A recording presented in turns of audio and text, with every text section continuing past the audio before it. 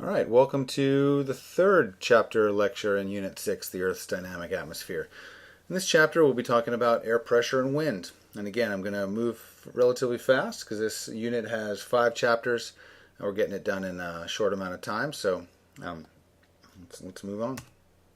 All right. We talked a little bit about atmospheric pressure in the last lecture.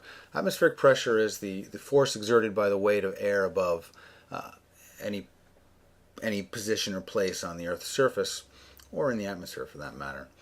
The weight of air at sea level, which again we talked about in atmospheric pressure terms in the last chapter, as being about 1,000 millibars. The weight of air at sea level is about 14.7 pounds per square inch at sea level, or 1 kilogram per square centimeter. That actually is the definition of millibar. 1 kilogram per square centimeter equals 1,000 millibars, or 1,000 milligrams per square centimeter. 1,000 grams per square centimeter. Air pressure decreases with increasing altitude. We talked about that as air density decreases as you move up in the atmospheric air column. The mass of air, or the force exerted by air above, is less. Units of measurement of pressure are millibars. Standard sea level pressure is 1,013, close to 1,000, or inches of mercury, 29.92. Instruments for measuring air pressure: a barometer, a mercury barometer, an aneroid barometer, or a barograph. So a mercury barometer is the most common one. It's actually the simplest one, and you don't find them a lot anymore in any kind of environment, because mercury is a fairly nasty metal. It's super useful because it has a very, very high density. A mercury barometer is shown up here in this corner. It's basically a bath of mercury, an open bath of mercury that air can exert pressure down on, and it has a tube that is inserted into that with some mercury in it. And as air pressure increases or decreases, it pushes down on this surface in this container and pushes mercury up, or down, or mercury is allowed to come down as air pressure relaxes. The height of that mercury above the surface of the container can be measured, and depending on the diameter of the tube, which is standardized, the height of the tube, the height of that mercury in that tube, is the inches of mercury metric. So in this case, this shows that the height of the mercury in this tube is 29.92 inches above the surface of the container holding the mercury, and that is standard sea level pressure, give or take. Aneroid barometer, on the other hand, doesn't use mercury at all, so it's a lot more environmentally friendly. It uses an expanding chamber that has a spring in it. As that chamber expands and contracts, it's a sealed chamber. That is, it's sealed so that air pressure on the outside is oftentimes unequal to the pressure on the inside. If the pressure on the inside equals the pressure on the outside, it's calibrated at a certain level at 29.92 inches. And as air pressure on the outside of the chamber decreases, the air inside, like a balloon would do, will expand, and it will cause that chamber to expand as well, which causes a spring to move and a dial that's connected to the spring to move up and down. And if you have a chart recorder here, it will record changes in air pressure continuously, which is what a barograph is called. Similar in nature to a seismograph from the seismicity section of this course. Now, wind is the horizontal movement of air.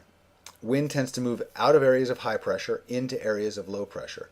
Again, we're looking at a system where things tend to equilibrate. Remember, with heat, how heat moves from one system or moves within a system, it moves from zones of high heat energy into low heat energy until those zones are equilibrated, until they're even.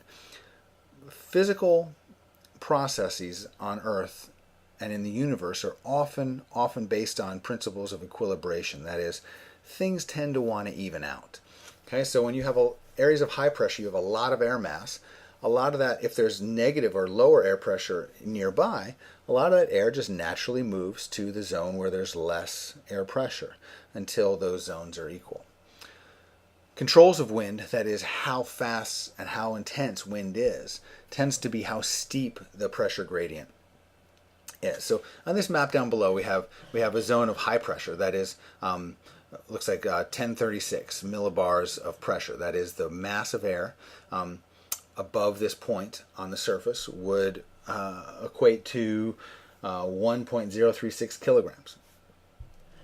Over here, over the Great Lakes, we have this zone of pressure at about 998, 996 millibars. Again, we're talking small differences. We're talking about 0.99996 kilograms of pressure per square inch on the surface. These lines are called isobars. Remember, you've seen ISO in this course before. ISO means same. And so isobar is this, everything along this line has the same exact pressure. The line is listed as 1,000, so every point along this line is at 1,000 isobars. Everything along this next line is at 1,004 millibars. Everything along this line is at 1,008 millibars of pressure. The lowest pressure point is here in this middle, and pressure increases moving outward, all the way up to this highest pressure zone on this map at 1036 millibars. Wind will move from zones of high pressure toward zones of low pressure. So the general direction of wind, before we modify it a little bit, the general direction of wind wants to go, or air wants to move from this zone of high pressure to this zone of low pressure. Now the rate at which it moves has a lot to do with how steep the gradient is, how steep the hill between the high zone and the low zone is. If you want to think of it as a hill that a skier is skiing down, or if you want to think of it as a pressure of let's say a big water tower full of water high up in your town that is full of pressure, and if you open the tap down below it, it's going to come gushing out. The higher that water tower is, the faster that water will come out down at the base. We're talking about gradients here, where the steepness of one side to the other side, from the starting point to the end point, how steep that is in the context of the parameter that controls the force. How steep that is controls how fast the wind moves. So when you have really, really tight isobars, that is, let's say we put this high pressure zone at 1100 millibars, and this was still at 996 millibars, we'd see a lot more isobars, that is, lines defining those different zones between the high pressure and the low pressure zone. That would reflect a really, really steep gradient, a lot of pressure change over a distance. The image we have here is we have a pressure change of 1036 to 996, which is a total of 40 millibars from here to here. Let's say this zone was really only at 1016. We'd have a gradient of 20 millibars from here to here. So 40 millibars from here to here is a lot steeper than 20 millibars from here to here. In a 40 millibar gradient, we have a lot faster wind force moving across. And you can see that by these flags here. These are meteorological markers that show the wind speed. You can see in zones where the isobars are closer together, indicating a steeper gradient. Look at this wind mark here. We've got 55 to 60 mile an hour winds right here. Whereas up here, we're looking at 21 to 25 mile an hour winds, where the isobars are further apart. So the gradient of a system, the air pressure gradient, controls wind speed and direction to a degree, but there's another couple forces that control wind speed and direction in particular on the Earth's surface and aloft in the atmosphere. One is called the Coriolis effect, and the Coriolis effect has everything to do with the rotation of the Earth. If you can imagine standing on the equator looking north, let's say you're standing right here. Now the Earth is spinning. The Earth is actually spinning toward the right. If you were the sun looking into this screen as you're watching this movie, and your head is the sun, and you're shining on the Earth is spinning. North America will be moving that way. Okay? So imagine there's a person here on the equator, right at this where this arrow is pointing at 90 degrees latitude on the equator, 90 degrees longitude at 0 degrees latitude. As the Earth is spinning toward the right, remember your head is the sun, and it doesn't really matter if your head is the sun. You could just be looking down on it from space. Imagine you're in a spacecraft and you're looking down on the Earth. The Earth in this picture of A is rotating toward the right. If you were above the pole, right up here, remember down here, if you're around the pole, the Earth is rotating counterclockwise. Okay? If you're down here at 90, and if there's a person down here at 90 with a really, really good arm, and they could throw a ball all the way from the equator all the way up to, say, toward the Great Lakes. Let's say they're going to throw it right to there. They have a friend who they're playing catch with right up there. As they throw it, and as the Earth continues to spin to the right, the apparent path of that ball will not follow a straight line. It will actually, because when it's thrown here, it's moving right at the same rate at which that point on the Earth is moving. The path that will follow will actually curve to the right. Deflection caused by Coriolis forcing is to the right in the northern hemisphere. If someone is standing on the North Pole or anywhere up in the higher latitudes and throws a ball due south, that ball will curve to the right. Ocean currents do it, and wind does it as well. It doesn't have to be a discrete object like a ball or an airplane or a missile. In the southern hemisphere, deflection is actually to the left. So it's in the opposite force. If you're confused by what I'm saying, get on Google and search for Coriolis force video or Coriolis force animation. It's a pretty interesting thing, and it actually has a lot to do with how Earth surface currents of the ocean and atmospheric currents of air move around the Earth system. And once you understand the Coriolis force, you won't forget it, but it is confusing to a lot of students. Down here shows that same path, but it actually gives the kind of the rotational effect. You can see in the rotating Earth, it's rotating counterclockwise, and as an object is thrown from the north toward the South Pole in the northern hemisphere, it kind of curves to the right. Friction is another important force that mitigates or causes wind to, or that affects the direction and speed of wind, or the direction and velocity of wind, but it only occurs on the Earth's surface, about up to 2,000 meters. It acts to slow the air's movement. Upper air winds generally blow parallel to isobars. They're called geostrophic winds. They move parallel to isobars because they're affected by, remember, this is an example up here, the blow up of this graphic here. Upper level winds in this kind of blue plane up here are, if you think of it as an evolutionary process or a stepwise process, we start here on the left, that when air wants to move from high pressure, look at this isobar is 9, 12, and it wants to move across isobars toward lower pressure. So starting at 12, moving this way, that's the direction of the pressure gradient force. That's air wants to move from high pressure to low pressure. However, remember, the Coriolis force wants to curve things to the right as they move in the northern hemisphere. So this air mass, which is moving due north in this graphic, because of Coriolis effect, which pushes it off of its axis to the right, causes the wind to kind of move at an angle slightly across isobars. Coriolis force is actually larger when the pressure gradient force and the Coriolis force are balanced. It causes wind to move generally parallel with isobars. So the graphic I showed 2 slides ago, where air moves across isobars, in the upper atmosphere it actually moves parallel to isobars. That's because Coriolis forcing is kind of an opposite force to pressure gradient force.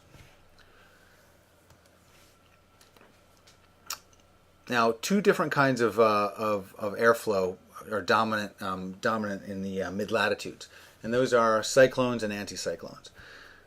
Because of what we just saw, that is, Coriolis forcing and pressure gradient forcing act oppositely, air tends to move parallel to isobars. But the way in which it moves parallel to isobars depends on whether it's moving either away from a high pressure zone or toward a low pressure zone. So a cyclone is a situation where an atmospheric circulation pattern where there's a center of low pressure. Pressure is decreasing toward the center, as we saw over here in this example of the Great Lakes, where you have a low pressure minimum here at 992 millibars in this example. Winds associated with a cyclone in the northern hemisphere, because they're moving, because they're moving across isobars,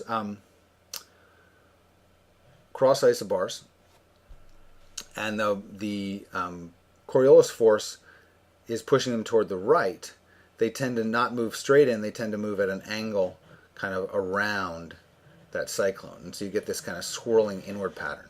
Conversely, in an anticyclone, where there's a zone of high pressure in the middle, air is moving outward from the high pressure but curving to the right again, you get these kind of swirling whirlpools of wind or anticyclonic action at high pressure systems. Cyclones and anticyclones are often extant at the same time in the atmosphere, and that's because they really are unique phenomena to either low or high pressure regions. Cyclones, you can remember, cyclones are counterclockwise. Just remember, cyclone. Let's see. How can you remember that? Is there a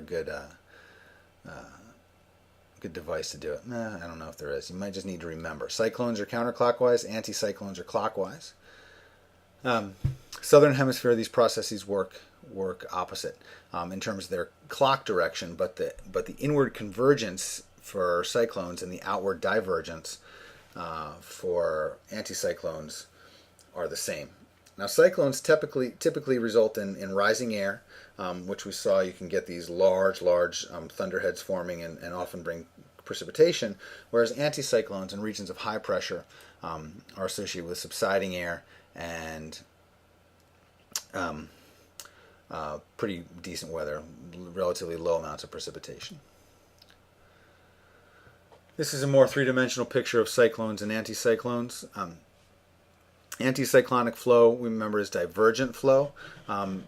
Air is moving downward from aloft, that is cool air, typically because of the lapse rate. Cool air moving down toward the surface. Usually as that cool air condenses or gets denser and warms, it has more capacity for water vapor. That is, the relative humidity goes down. That's why they're associated with dry, relatively fair weather systems. And at the bottom, at the base, at the surface, you get anticyclonic flow, outward flow. Cyclonic flow, on the other hand, where it's convergent flow, tends to produce updrafting or upwelling or rising air masses, because that air needs to go somewhere as it converges in. It rises up. That's warm air with a certain amount of water vapor in it. As it rises and adiabatic cooling takes place, it gets cooler. The saturation state, or the relative humidity, is increased, and you get condensation and oftentimes precipitation, in some cases large amounts of precipitation. General atmospheric circulation pattern on the globe is illustrated here. The left-hand diagram is a very generalized graphic. The graphic on the right is much more applicable to the actual Earth system. But the one on the left shows the general process at play best. Unequal surface heating, that is the tropics, the mid-latitudes, or the tropics and the mid-latitudes get the most solar radiation year-round, and the poles, or the higher latitudes, get the least solar radiation. We remember that where solar radiation is greatest, surface temperatures are greatest. And remember, where surface temperatures are greatest, surface air temperatures are greatest.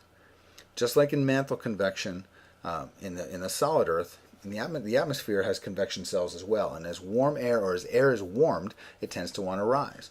So where in this globe do you think air is going to be the warmest and the most likely to rise? If you thought that, or if you think that at the equator, where temperatures are hottest, you have the most likelihood of rising air due to warm masses being less dense and wanting to rise, then you're absolutely right. Warm air tends to rise in the Earth system near the equator, where it's warmest. And as it rises and cools, it tends to move laterally toward the north or the south, toward high latitudes. As that rising air rises, it tends to bring air in toward it to replace that rising air. And you get this big loop of air moving toward the equator because air is rising up and needs to be replaced. As it gets higher, it cools and tends to complete the circle to loop around. So this is called a convection cell. Well, the way it actually happens on the Earth's surface is that it's not a series of single convection cells that go from 0 degrees latitude, or the equator, all the way to the 90-degree latitude poles. Rather, you get convection cells, which tend to be latitudinally banded. That is, the equator, you certainly get very, very large convection cells forming where most solar heating is concentrated on the equator. Air masses warm and rise. You get convergence, you get moist air moving aloft, which causes a lot of condensation up high, and you get tremendous amounts of rain. This zone where air is converging right here around the equator is called the intertropical convergence zone. And this graphic here, you got to remember that this graphic is kind of a slice of the atmospheric pattern on the side here, that it happens all over the globe. It kind of surrounds it. Really spend a lot of time with this graphic and try to understand it. Winds tend to move generally to the west. They're called easterlies. They're moving from the east to the west, and they converge around the equator, sometimes a little bit north of the equator, sometimes a little bit south of the equator, depending on the time of year and where the sun's energy is concentrated. They move aloft, condense, gets lots of precipitation, so you have a huge precipitation band here, move northward or southward toward the high latitudes, and when they get cold enough, they tend to sink and descend near the 30-degree latitude band. And we'll see that in a little bit, where we're going to notice that a lot of this cool, dry air descending tends to form deserts in these subtropical divergent zones, where that air comes back down and then diverts and diverges and continues on its loop.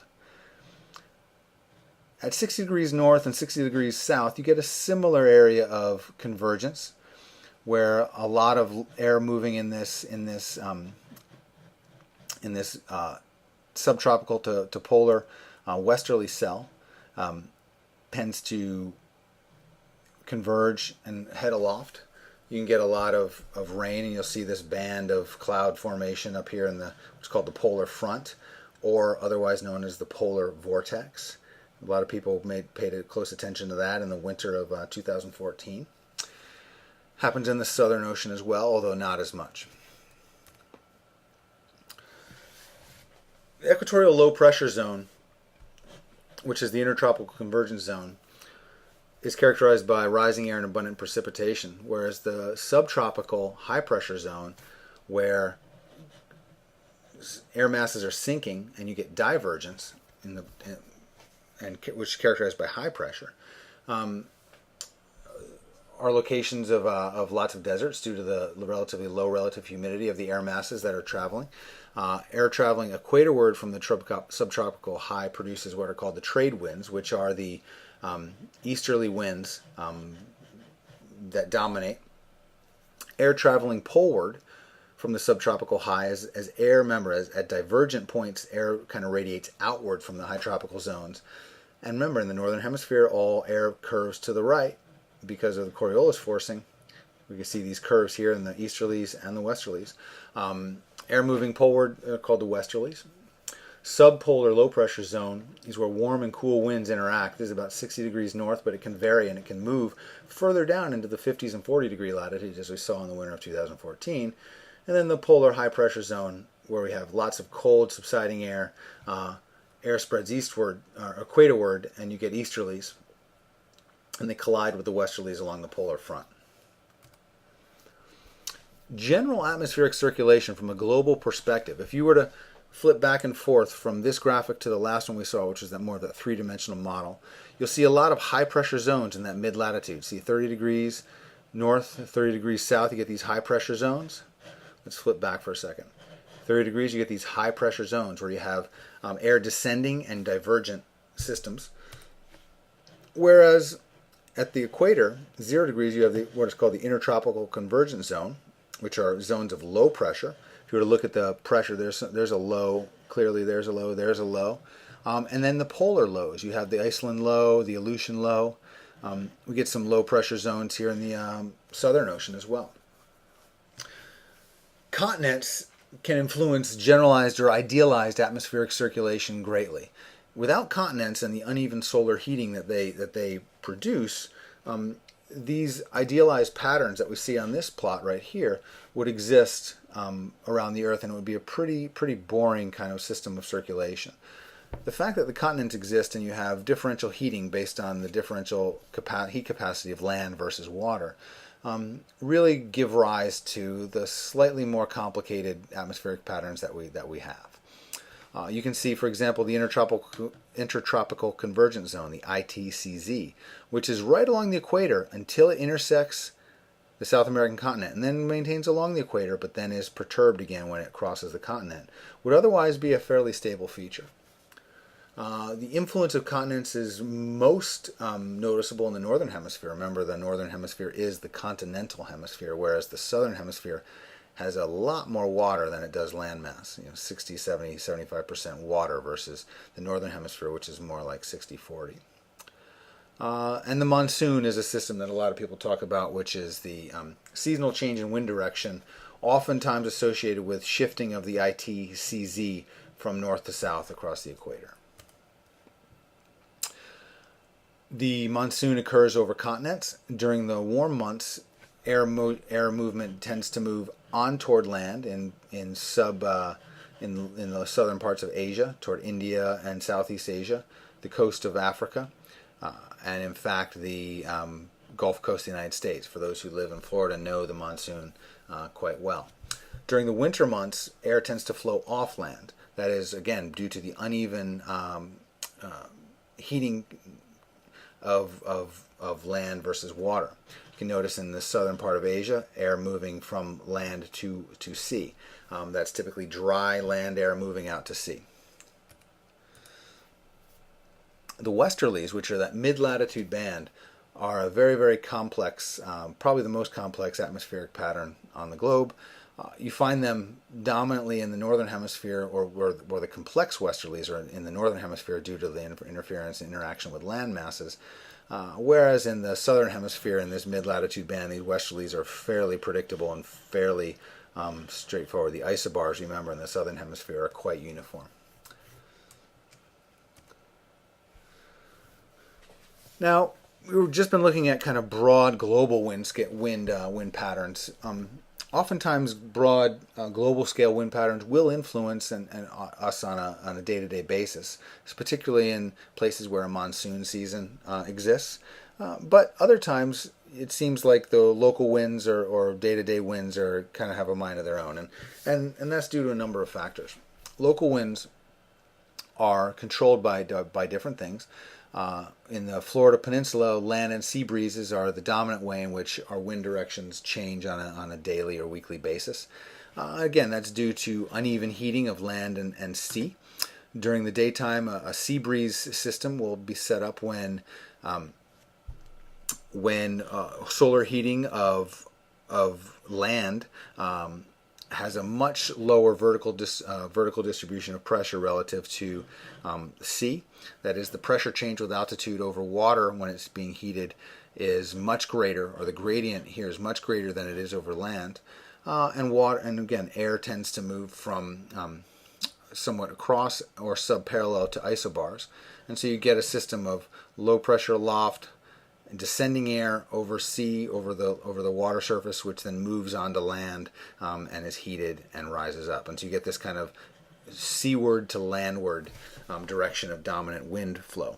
Whereas at night, when the opposite case sets up, remember, cool land tends to warm and cool faster. So cooler areas tend to have a higher pressure gradient going aloft, whereas the warmer areas of at nighttime, the water that's held all of that heat that it soaked up during the day tends to keep its pressure gradient relatively low, and breezes tend to go from zones of high pressure at nighttime on land toward the water.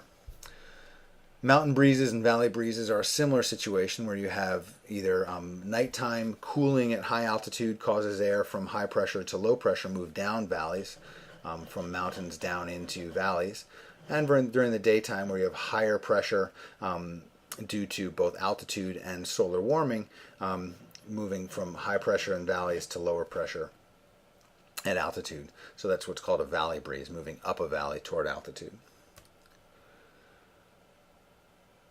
El Nino and La Nina are two things that, or an oceanographic phenomenon that has a significant atmospheric component. And this is kind of the bridge of this chapter into the next few chapters that get into global climate and global climate change. El Nino and La Nina are what are considered are two halves of the same, what's called oscillation, or a cycle that occurs in the ocean. There are plenty of ocean cycles or circulation cycles or ocean circulation oscillations in the world. Some others that are identified are things, something called the Pacific Decadal Oscillation. There's the North Atlantic Oscillation. There's lots of different oscillations. These are basically cyclical systems that tend to ebb and flow over time, but tend to follow fairly predictable patterns. El Nino and La Nina are two different halves of the same circulation pattern. El Nino is the normal conditions in the Pacific Ocean are where you have strong easterly winds around the equator in the intertropical convergence zone right here, that are formed by convergence of air masses in the northern hemisphere section, or northern hemispheres and southern hemispheres, that are curving to the right and curving to the left in the southern hemispheres. They converge. They tend to move air aloft.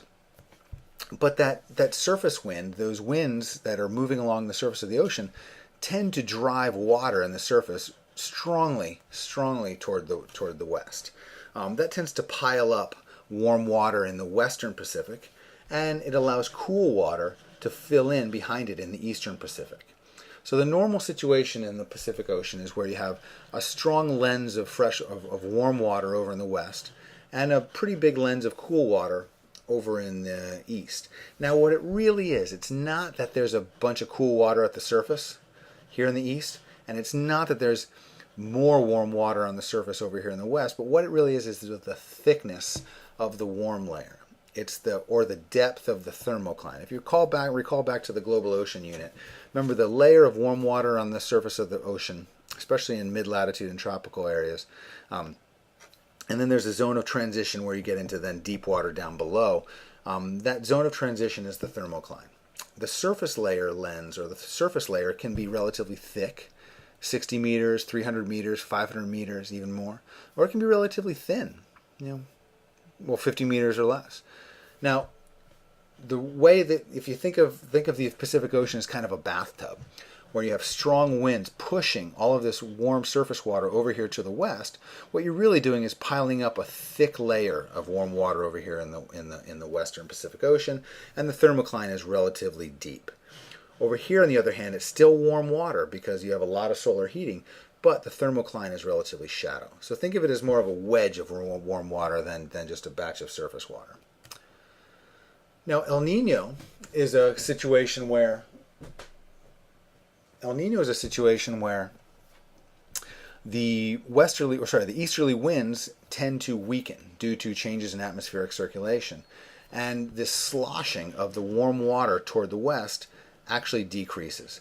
The pressure of the wind pushing this lens of warm water, the pressure of the winds pushing this warm water over here slackens, and you get kind of a sloshing back. And so what you get is essentially a thicker surface layer here and a deeper thermocline than it otherwise would be.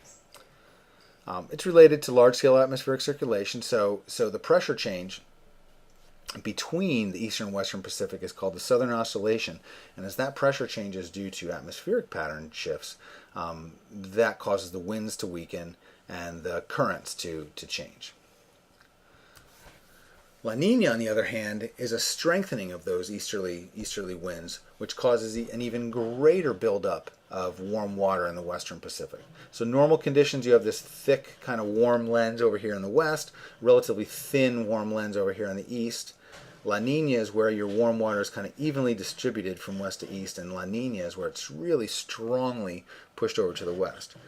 These three graphics down here at the bottom show it a little bit better. And this is the western Pacific. You can see the thermocline in La Nina conditions is a much stronger, much steeper feature, whereas in the normal conditions, this thermocline is shallower toward the eastern Pacific and deeper in the west. And in El Nino, the thermocline is really shoaled, that is slackened off, and you have kind of equally thick layers of warm water in all sides of the Pacific. La Nina and El Nino are kind of the most famous ocean oscillation that impacts human beings, as it's associated with really unpredictable weather, dramatic weather events in the North America and South America, as well as ecological triggers and crashes in fisheries around the Western Hemisphere.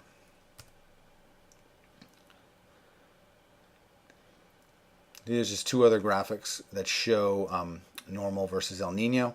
The countercurrent image here in the El Nino year, there's always going to be a easterly or a westward moving based on easterly winds, equatorial current, the countercurrent, it's not that currents shift the opposite direction, it's just they kind of slacken. So this graphic needs to be interpreted with a grain of salt. Global distribution of precipitation follows patterns that are controlled by atmospheric circulation. You can see the dark blue areas on this map are areas where you have most precipitation. The lighter areas are where precipitation is much lower. What I want you to notice from this graphic is that in the intertropical convergence zone, the zones of convergence and rising air masses at 0 degrees around the equator and at 60 degrees, which aren't really shown that well on the map. They're down here in the Southern Ocean and up here in the southern tip of Greenland, Europe, and across the Asian steppe. It's dominantly shown in the equatorial regions where you have the most precipitation. Then we see this band of 20 to 30 degree subtropical divergence where we have cool, dry air descending. You have a lot of dry desert environments in this kind of mid-latitude band. If we flip back to several figures ago where global atmospheric circulation patterns are, you'll see zones of high pressure overlying Asia just because it's such a large landmass, and overlying central North America as well. But those zones of precipitation are always distributed in relation to land and water. Basically, over water at convergent zones, you have dramatic amounts of precipitation.